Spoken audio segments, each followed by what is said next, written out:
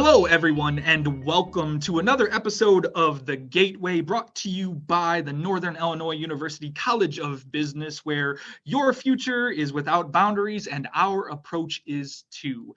I'm joined with my incredible co-host, as always, Dr. Biagio Palese. Hello, Biagio.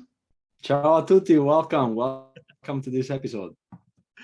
So today's episode, cyber warfare in the modern era. We have our friend and first returning guest of the podcast, Arvin Verma. Arvin is an NIU graduate that brings over a decade of experience in a multitude of cyber facets, including information assurance, risk management, and IT innovation. During his vibrant career, Arvin has worked across numerous industries and for several Fortune 500 companies. Currently, Arvin is a cyber risk manager at Abbott, while also serving the U.S. Navy Reserves as a direct commission officer as a cryptological warfare officer, which I think for this topic is absolutely perfect. So Arvin, welcome. Thank you so much for coming back and hanging out with us today. It's always great to chat with you both and get to geek out on cyber topics. So thanks for having me back. Perfect. That's exactly what we're here for. So I want to start because I think cyber warfare, and when we say that term, it conjures up a lot of science fiction and movies and novels and all of that stuff. But sadly, with the occurrences that are going on in our world right now, we are dealing with real threats of cyber warfare. So can you give us just a kind of a broad definition of what that is, what cyber warfare is? Yeah, absolutely. As always, everything that I state is my own opinion, has no reflection on any of my employers, the agencies I've worked with, the United States Department of Defense or Department of Navy. All opinions are my own. Standard legalese. So cyber warfare, it is relatively in its infancy. When we look back in the day, when the movie Hackers from our time, it was more about like, hey, can we do this for the sake of showing off? And that's where Anonymous and Script Kiddies started acting out into a lot of these different activities. But when it became to being used as, I don't want to say a kinetic form of warfare, and go down that path, but if it being used in a malicious form to deny, disrupt, degrade, as what we say, that's where we begin to see the considerations of what is considered an act of war.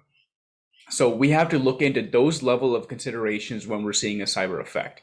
Now, it still is a very loosely defined terminology of what that is and what the ramifications are. Unfortunately, we still have not defined what that level effect is going to be. We've seen infiltrations to the power grid. We've seen infiltrations into our water treatment plants. We've seen, in like say in the Italian job, they're going and shutting down the traffic lights. And yeah, there might be some accidents, and we kind of look at it as hearsay and laugh along with the theme of the movie. But what is a larger impact from that? From the the global economics perspective, and then who is the actual agent that's causing it? Cyber warfare has really changed from these little individual groups to countries using this as in the same way as the nuclear bomb was created. They're using it as a way to drive certain effects, certain capabilities, and sometimes it's either a direct response or an indirect response. For example, one thing that we saw was when Russia began invading Ukraine, the Chinese government sent some jets into Taiwan, right? How can this be used as a way to drive a distraction? So that's really where it's going. I mean, there's a lot more facets within cyber warfare, but at a very, very broad level, that's what it comes down to. I kind of want to jump into this because you brought it up anonymous to the conversation, and one of the questions I wanted to ask you is, given like the kind of statement that they made on Twitter was, what's your opinion on that? Like, what can be the impact of an external group like Anonymous in jumping into this type of conflicts, and what can be the consequences for the rest of us? Yeah, it's interesting you bring that question because I've been running some some efforts through some other partnerships that I have, and it's very dangerous for a couple of reasons. One, you don't know what the emotional mindset is of these individuals when they are initiating these actions. One thing I've harped on my entire career is these actions are not being done because someone wants to do it. There is an emotional factor that is driving this. So once you understand that, it's a little bit easier to get in the mindset of why they're doing it. When Anonymous came in, I'm like, I followed them for many, many years. I understand what they're doing. Some folks say they're not ethical, others say they are. I'm in the middle where they're borderline ethical, not ethical. I mean, I understand some of the good that they're trying to do, but the scenario that I've been building is, how can this be used as a way, along with the disinformation campaign that we see typically come out of Russia? Could this be spun up in a way to how the Russian government could say, you did this to us, therefore we're going to respond back in this type of commensurate form, right? That's why CISA put out Shields Up, and that's where we began putting a lot of these protection capabilities. Just yesterday, I was doing a brief with my fellow FBI partners and my sector chiefs with InfraGard, so that we're able to understand and immediately report when an organization is being hit with something and we don't know what it is. We can immediately get the right authorities in place. So it is going to be in a very dangerous area, but unfortunately, we haven't set those rules and regulations, right? Cyber occurs globally. The United Nations, in my opinion, has not done enough of a job to really effectively define those standards. United States, we have that. That's where we have the Cyber Fraud and Abuse Act, and then we have the FBI that oversees it. But is there something from a national level that, say Interpol or the United Nations could oversee? And that's where it gets into complexities. And unfortunately, it's lawyers talking. It's not techies. It's not folks that are hands on keyboard trying to talk through these intricacies and what are those conditions and things like that. So long story short, it can be very dangerous, and it could actually exacerbate situations even worse, especially if they don't publicize it. But you never know. You never know what the resulting action is going to be, especially when in a situation as this volatile. And another point I wanted to make is, as you were talking, is that during the first episode when you came, we kind of did it because we want to make people aware about cyber threats, even just for personal human beings. But in this area, right, cyber can be like a tool or a way to actually win war or lose war, or create reaction that can impact millions of people. And so I guess that's like a testament of the fact that we should all be more educated on this, and we should all more understand the consequences or the different ways that people can kind of affect our life. You're talking about the Russian doing things, or if you think about all the other possible threats that are out there on the internet and people using even just social media or stuff like that. That's it's very important that our audience is aware of this. Yeah, and like I said, it comes down to deny, disrupt, degrade. Those are the three fundamental principles. How are we using this from this effect? And then they can go into further areas, like we're talking about disinformation campaigns. That comes out of the textbook, military psychological operations handbook that the Army put out. It is unclassified. There's some interesting things in there that talk about what they do, but we have to operate within due regard to the Constitution and those laws, right? That's the difference.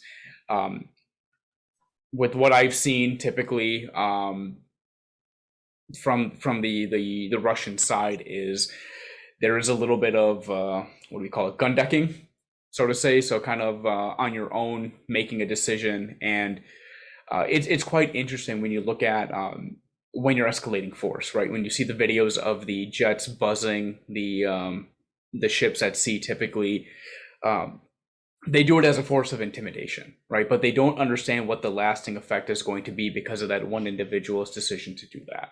So just something we need to consider as we're looking at cyber becoming this potential kinetic form of warfare.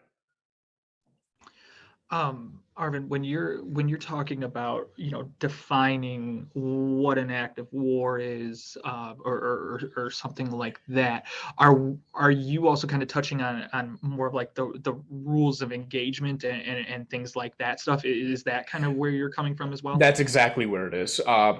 We have to operate within certain regards to how we can respond back, right? So going through my training, I've been taught, you don't shoot first unless you've been fired upon, right? You don't want to be the aggressor. You want to be in a state of defense. So similar concept here is we need to understand if this is just some individual doing something stupid. Is this normal traffic like we typically see in a day-to-day when there are, transactions occurring? Or is this truly something that is denying, disrupting, degrading our capability to do what we need to do? And that those particular thresholds have not been defined. We've had, if you recall from the last conversation, we've had 2 deaths as a result of ransomware attacks that have affected hospitals in the UK. That's it. I mean, hopefully that's where it stays, but unfortunately it will go up.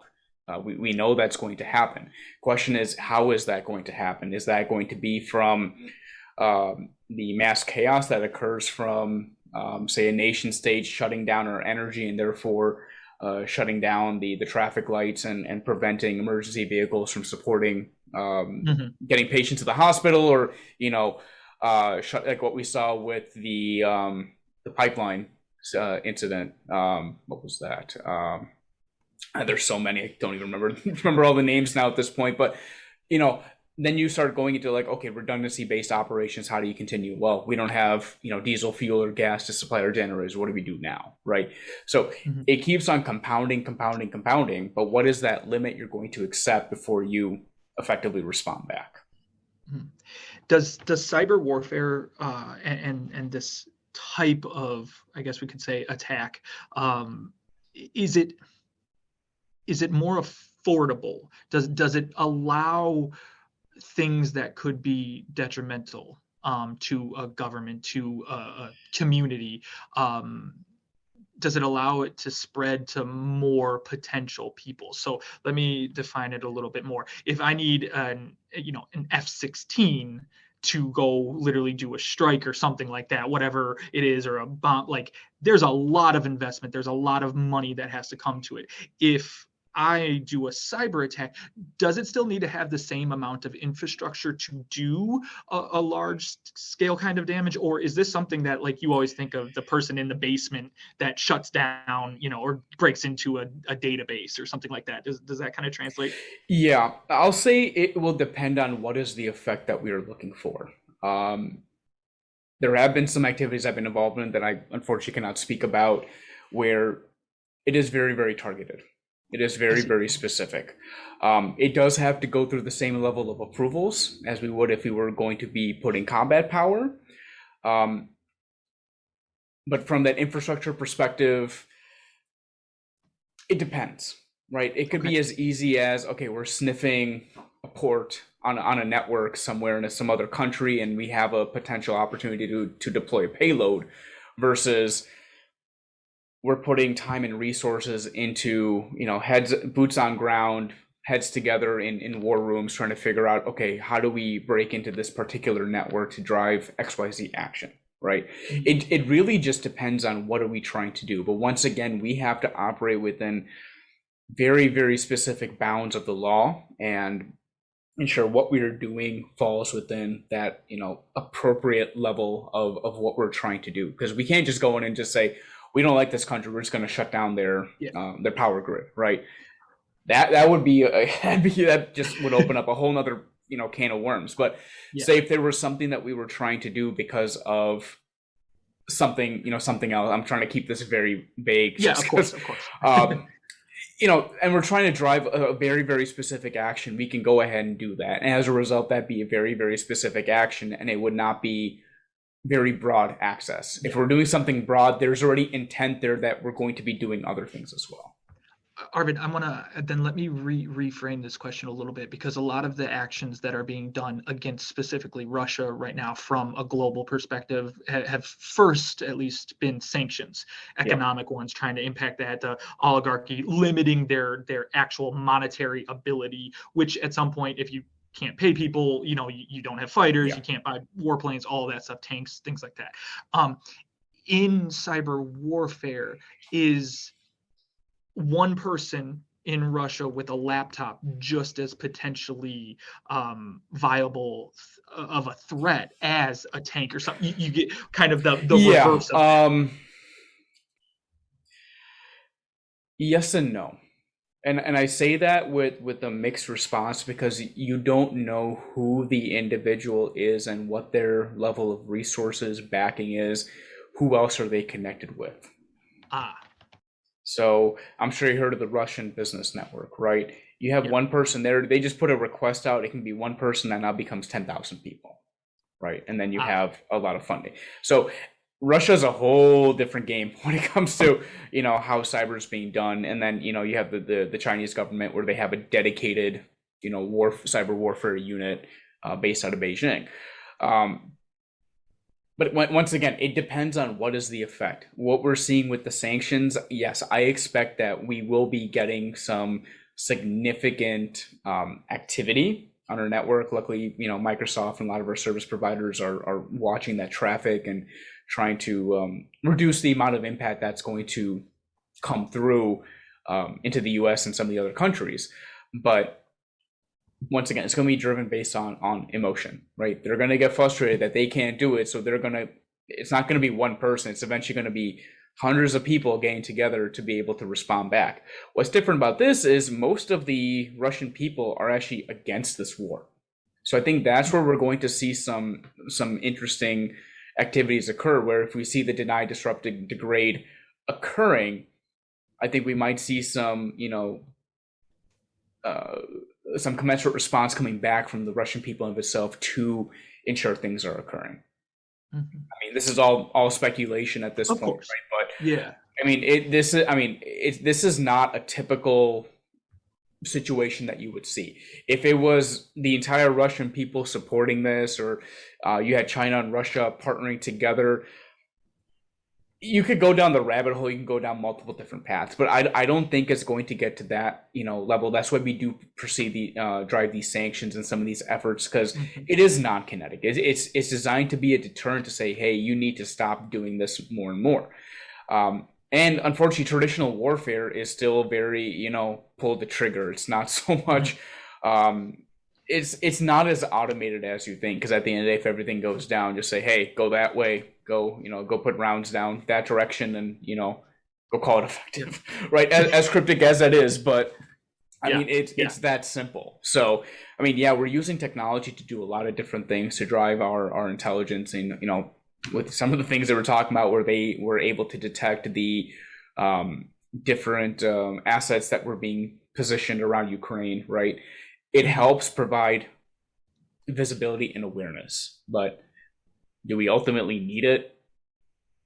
Not really, because we have more lethal capabilities that we're able to execute on. Well, and when you're talking about lethality within that stuff, I've been reading a little bit about like the progression of warfare over literally humanity's time, and some of the things that I was reading and looking into was talking about like the 7th generation of warfare, meaning like this more I guess you could say, for lack of a better term, passive or less kinetic, like you've kind of determined. Do you see that this conflict and this war could potentially be kind of that first real step towards, as maybe these tanks kind of go out, that it does mainly switch to more of that cyber warfare? And one other one with that, do you think that will be safer for civilians in Ukraine? Do you think less people will die if it's attacking banks and things like that? And I know these are all opinions. I'm just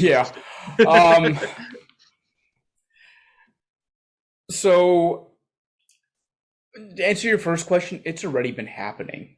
It just hasn't been this publicized. Best example is Stuxnet. Yes, right. Yes, right. We don't talk about Stuxnet, but that is the perfect example of where cyber warfare was effectively utilized.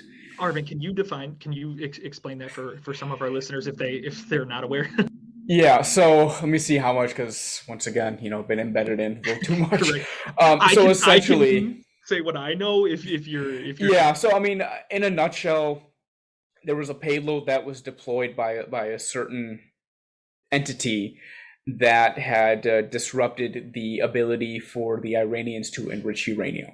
Let's just leave it at that. There are some other intricacies and other things that went on, but that is the perfect example of cyber warfare because we saw a potential for an impact to national security. So this individual acted on it, right? A proactive defensive move, basically. Yes, we'll say defensive. I won't say proactive, because that'll open up some more legal questions, right? Because what is proactive? You know, what could Russia have done something to shut down the Five Eyes program to be able to degrade the ability for us to detect the asset building, right? This is where it comes into play. You keep bringing up all these, like you just went Stuxnet and then you went Five Eyes on me, and I'm just sitting here like, okay, so now we gotta go through that again too. Right, but so Five Eyes is essentially a partnership between several countries, so United States, Canada, England, New Zealand, and Australia. And essentially it's intelligence information sharing position. If you really want to understand what I did in uniform, there's a show called Pine Gap. It's on Netflix. Super awesome show that'll kind of give you a little bit of an overview.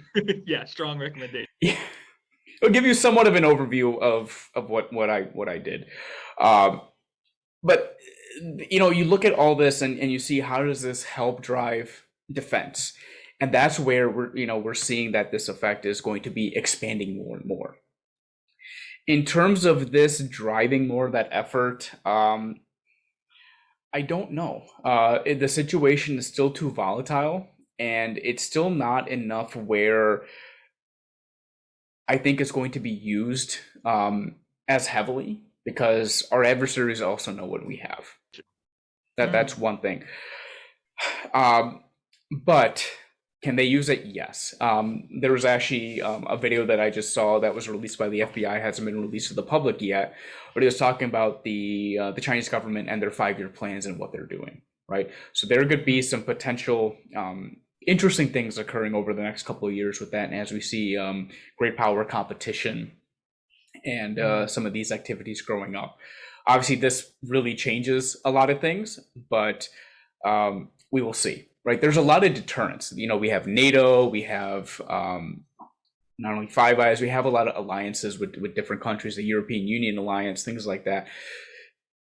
There's other ways around it where we don't have to resort to cyber warfare. To your point about it being less lethal, lethality goes out of the way when you act in that particular manner. That's always been my opinion. You're doing something with a certain effect, and you know what the effect is going to be, regardless of if it doesn't hit people or it does impact people. So you're saying, let me just so I make sure I understand. You're saying when you take that action, if it's lethal or not doesn't matter. It's still the action, and correct. That's the main thing. It's the equivalent of pulling a trigger. Now, where are you aiming your pistol, I see. Your rifle? You're still pulling the trigger. Yeah, you're still doing it. There's still, an emotional component behind it that's driving that action. Now, you might not intend it to be lethal, when you're acting in self-defense, but there's still a resulting action out of that. Wow. And that's that's why I say, like, we have to be very, very careful. We have to understand this emotional concept within technology. It's not just typing a bunch of commands and hitting enter. You hit the water, then I was out one time. I got an E. coli alert because they evidently there's a boil order in effect and things like that. And then the situation in Florida where the level of lye was increased because one of their PLCs had malfunctioned. You might be like, oh, well, I just changed it. It's not going to have impact. Well, someone drinks that water. What happens? You truly will not know the ultimate effect until after the situation has occurred and after some time. Does that make sense? Yes. And so this brings up something very interesting to me, because specifically with maybe not cyber warfare, but hacking and cyber attacks. There are literally people spending time in jail for taking a code and literally, like you said, hitting enter because it was a prank or it was something fun. You wanted to. Anonymous is very common for doing that stuff, and different agencies have come through and said you cannot shut things down like that, and now are spending it. Spending time in jail, do you think with a computer, just like trolling, just like all of that stuff, do you think the disconnect, because it's through a screen, makes some of those actions easier from an individual perspective and then from a government perspective too? Yes, absolutely. Okay. It's kind of like if you almost have, in a sense, that you think you're hidden, right? But you're not. I mean, there are ways to hide yourself, but most folks, you have to do a lot of work and you need to know a lot of things before you can do that. And then even if you're procuring the equipment, you're probably on a list somewhere anyways. So I actually have an interesting story about that. A buddy of mine from high school, he purchased a Comcast Motorola modem that was able to tap into Comcast, and he got free internet. But what was really interesting was he was able to change his MAC address, his IP address, everything, and he was not able to be found. Well, long story short, the FBI found the guy selling the modem because it was going against the terms of service for Comcast. So that's how they caught him, but they didn't know about the MAC masking and the IP masking until they actually started breaking down the devices. So, wow. Yeah. Okay. Yeah. And you think then as governments get involved in this stuff, and not even specifically Russia or anything else, some maybe of the smaller ones that countries that are maybe stepping into it stuff, you feel like they can implement some, again, there's not as much of a visceral feeling to an attack, so it might be easier to justify it. So let's talk about, say, North Korea. Right. Okay. Yeah. Great. Yeah. Great example. Like they do things. They're in their own little bubble. Right. So they don't have that visibility and awareness that the internet has provided to a lot of us. Right. Social media, the news. This has all been able to provide a lot of visibility and awareness to everything that's going on, even whether it be good or bad. And then we can go into disinformation. What North Korea is, as is they've been ingrained as America is the enemy, they're the devil, that's it, so they already have that ingrained in their philosophy. So therefore they're going to act in that manner to say, no, we're doing it because we hate them. Once again, the emotional component behind it.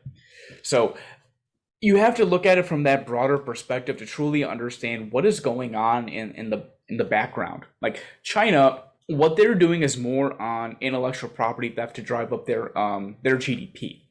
That's what it is. They're investing in a lot of infrastructure, like they're building a lot of infrastructure in Africa. And I was talking to my mom about this. She's like, "Oh, they're doing a lot of good." I said, "No, you don't understand. Like they're building this so that way they can have essentially rights to the land because they've implemented the infrastructure. Like look what they did in the South China Sea. They're just trying to expand their reach so they can have more and more overarching control when they need to decide they have to act. So there's cyber itself won't be used on its own. It's going to, if it is, it's for a very, very targeted effect. If it's something very large, it's typically connected to something else that's going on. Okay. If that makes sense. Yeah. Wow. Can it be used as a distraction? Absolutely. Absolutely. Like in Call of Duty, if there are any gamers listening, they have that one episode where they have Russian jets coming from the East Coast and the West Coast, and they're like, no, it's not. They're not coming in here. And then they're like, oh, no, they're here. They've already invaded, American airspace, right? That's the degrade part of the process. So absolutely can be used as a distraction. Many years ago, I wrote a white paper on air traffic control vulnerabilities. And the question arose around, we're going into these situations where we're getting rid of control towers and they're becoming virtual, right? You have someone in an office and they're staring at, screens that make it look like they're looking out of a control tower and they see aircraft.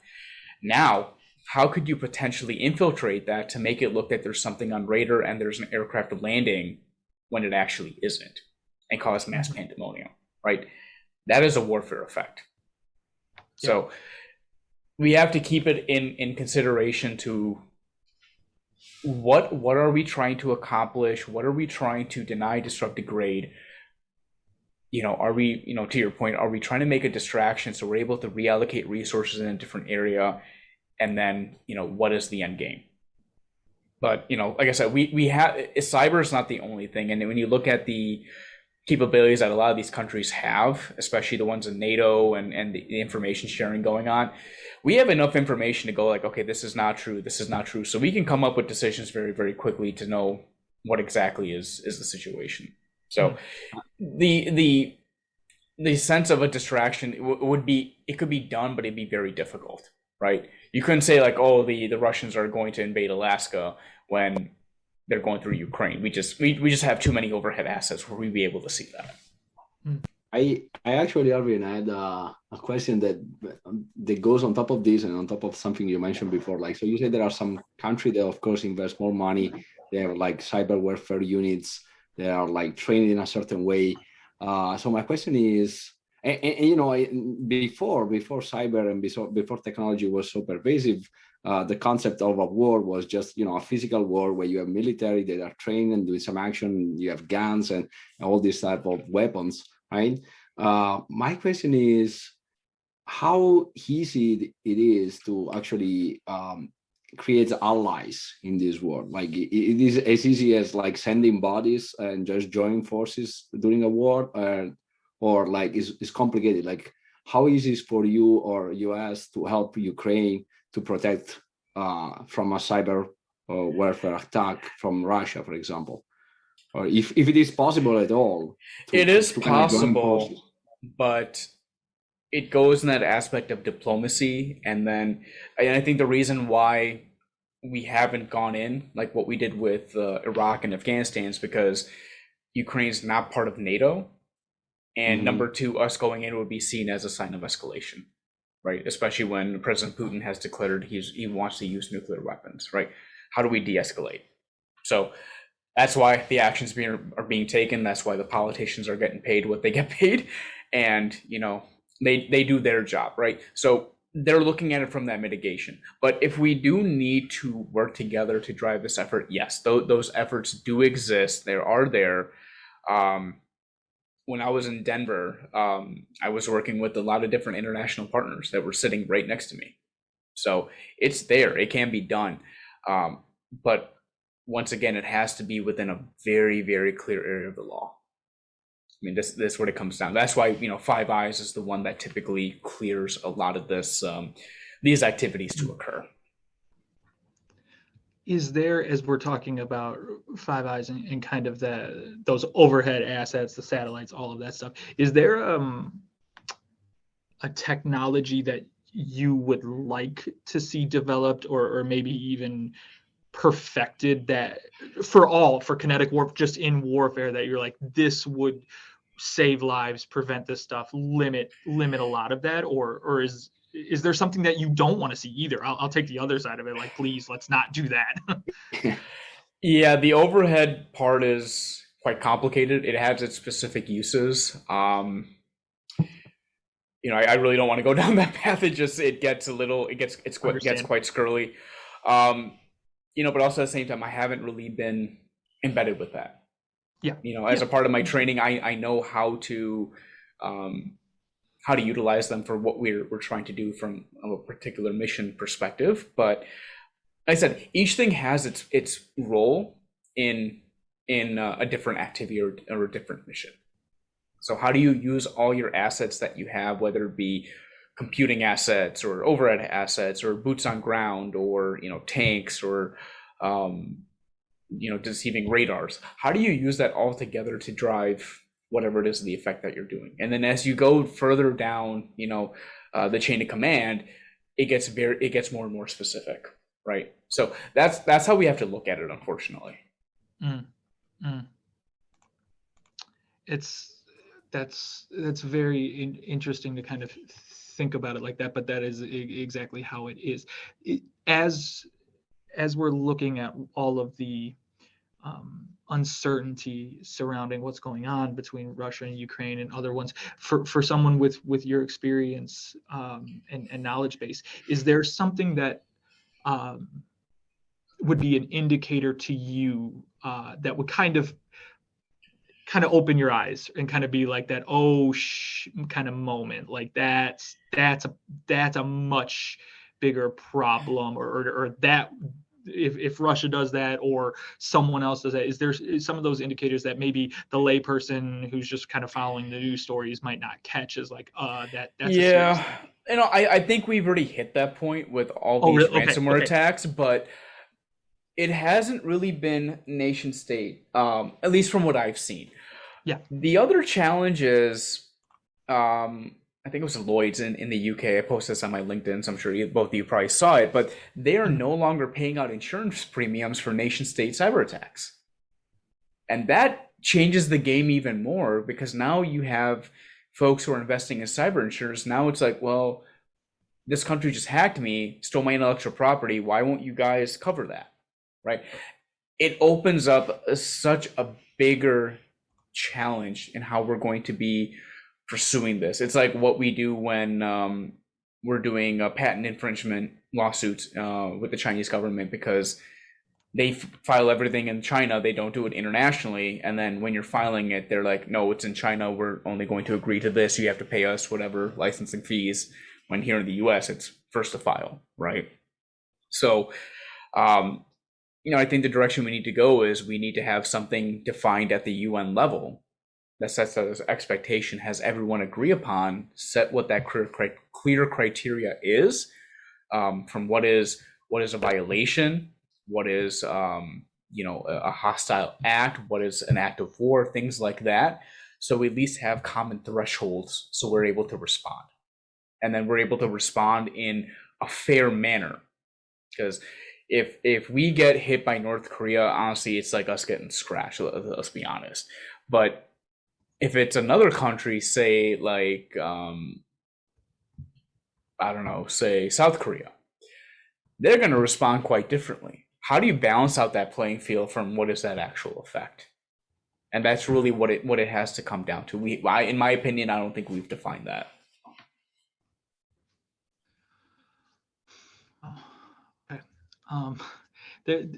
As you talk about these things and you do that stuff, I keep coming back to the emotion of it and where you're coming from, because when I'm seeing it from abroad, watching TV clips and all of that stuff, it really creates a natural disconnect, and maybe the first time you see the aftermath of a bombing or the rubble, it's shocking, but you become desensitized to it very quickly.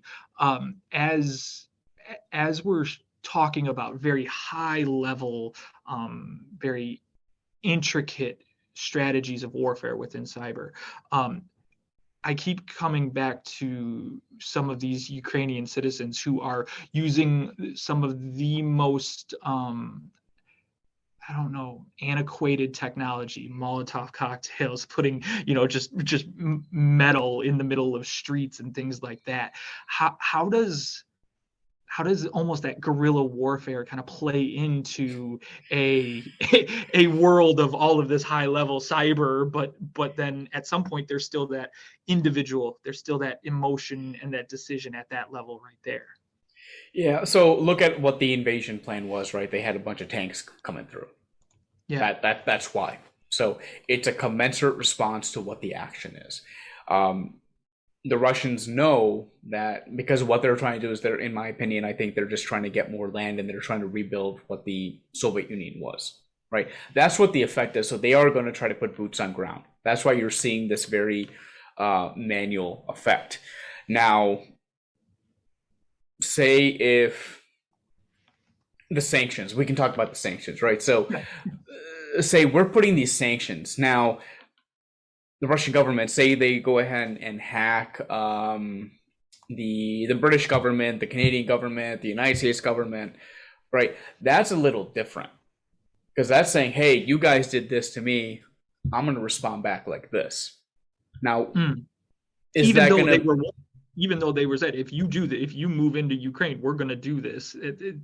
That's where I always get. I'm like, you caused it, you started it. Like, once again, it's the emotion, right? You have to get Yep. deep into the psychological Yep. state of the individual and what's driving their actions. And unfortunately, this is what you're seeing. And this has some roots with the whole idea of communism.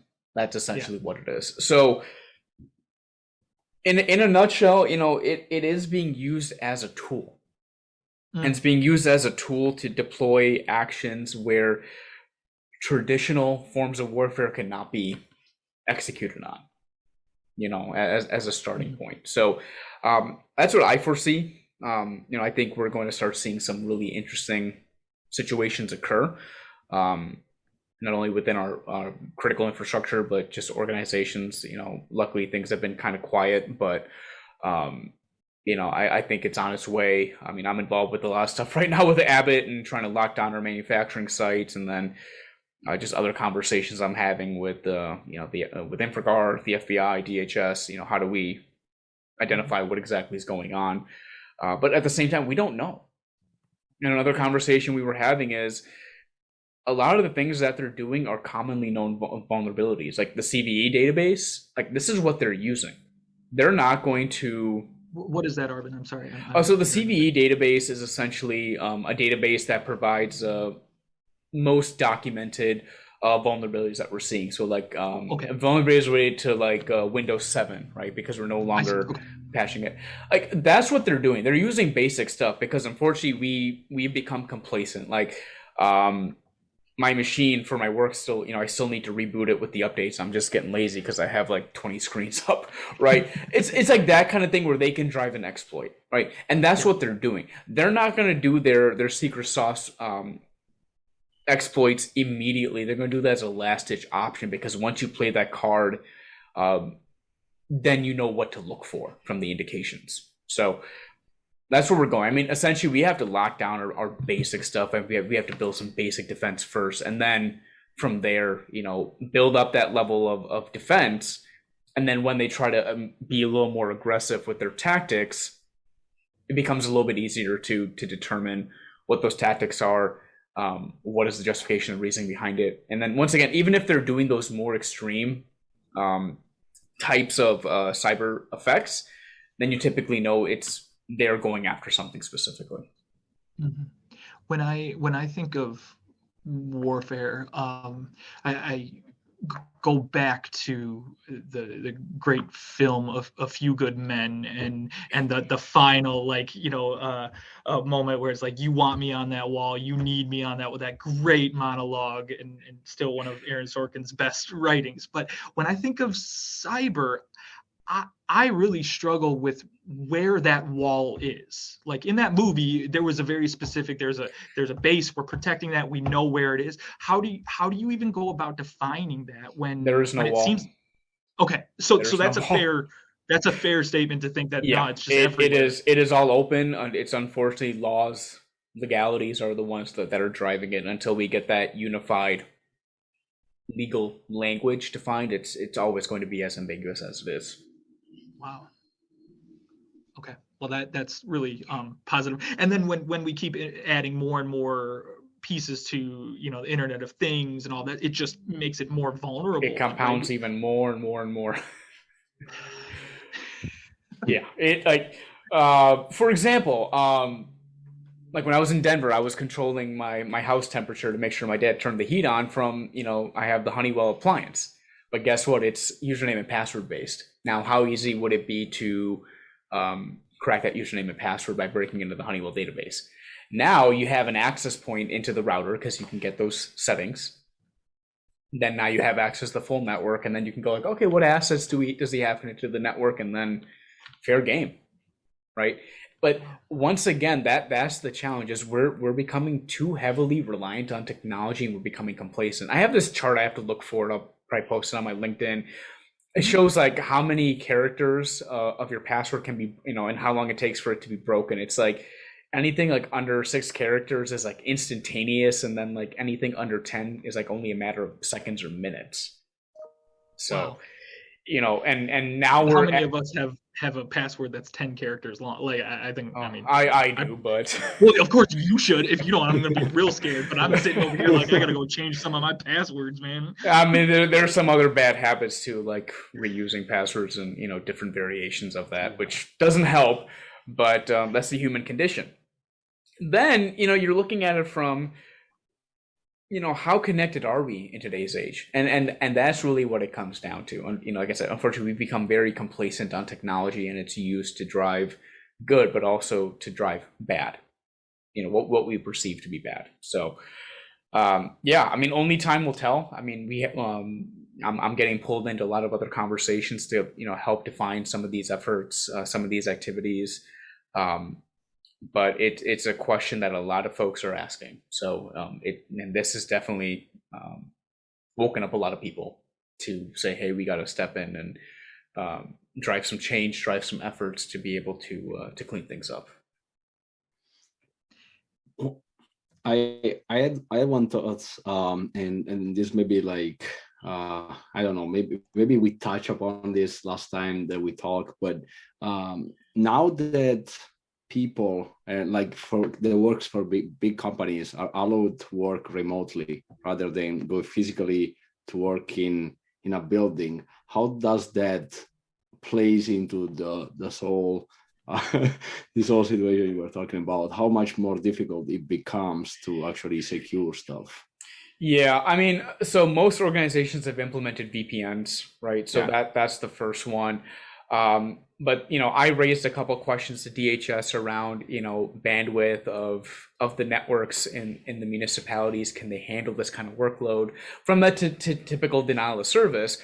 But then also, how are they securing their wireless networks from outside exfiltration? Because even though you have the VPN, I can still get into your asset and still be able to see what's there. I might not be able to directly connect to the corporate network unless I put in a lot of effort. But if you have certain things on your laptop, and I do enough research on LinkedIn to find out who you are, you could do a very, very targeted attack. So it's possible, and a lot of records are still open. Like you can do a search on anybody and see where they live. And that was the biggest transformation for a lot of organizations. How are we providing guidance to be able to secure not only their computing assets, but the assets that are providing the services back to allow them to do what they need to do? One of my buddies, his mom actually deals with a lot of PII, so they actually gave her a specialized router that had an embedded firewall in there. But for him, it killed all the bandwidth, so he couldn't play video games. And I'm like, just split the internet connection, so you have one cable going to that one, and then other one's going to your Xbox. Problem solved, right? I'm like, why are you using that as your main router? But once again, you have to know the technology to be able to make it work effectively. That's the other challenge. A lot of folks just plug it in and say, all right, I'm good. Move on with life. Security, unfortunately, it just has never been. Previously has not been an important consideration. However, now it is changing, and we are learning from the reactionary versus the proactive nature. Mm-hmm.